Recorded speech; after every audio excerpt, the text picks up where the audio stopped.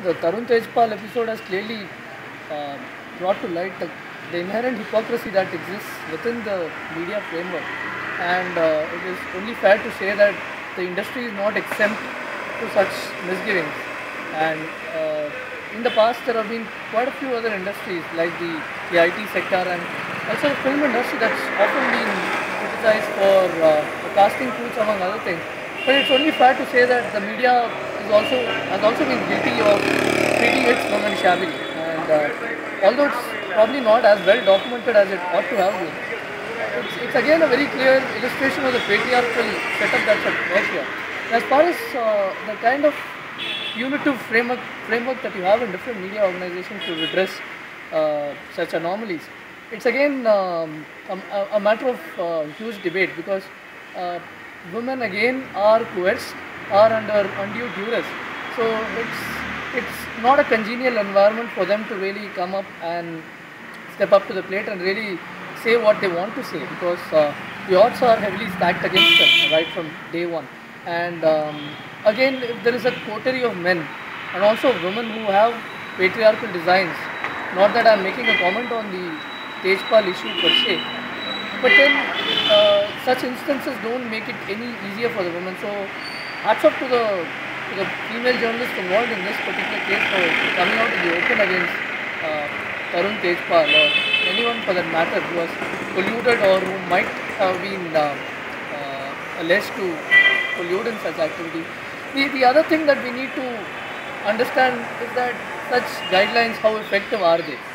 The Vishaka guidelines that are being that's being bandied about, whether enough is being done to conduct such inquiry in an impartial manner, in a manner that will not prejudice the interest of the victim.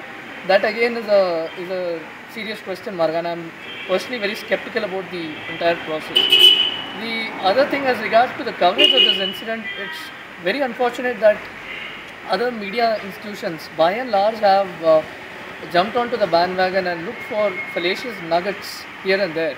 So that's where you get to see that reporting on information which is not necessarily important or vital to the progress of the case, and it's probably nothing more than trivial gossip or a very titillating piece of information. You see that those kind of information actually finds their way into print as well as on crucial airtime.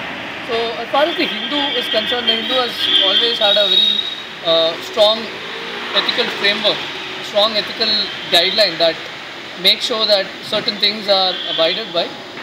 One is the legal framework where the name of the victim isn't the victim isn't supposed to be named. So that's something that the Hindu adheres to very clearly, very strongly. The other thing is that we also stay away from parts of information that are not necessarily of any significance to the reader, and we also refrain from prejudicing the interests of the victim or trying to steer the case in a certain direction. In other words, acting as a media vigilante, which quite a few media organizations are guilty of. So restraint is another aspect that's lost in the current scenario, and there is always that danger of overstating things. But then again, this is something that has to be brought into the purview of the law, and enough needs to be done. And it is safe to say that what happened to the journalist concerned here has been happening to a lot of female journalists who probably choose to just put up with it or just murmur or just grit it out. And it's not that they find it palatable. It's just that a lot of them don't have any opportunities, don't have any options because of coercion, and they are threatened, and they are often made to stand out as a minority.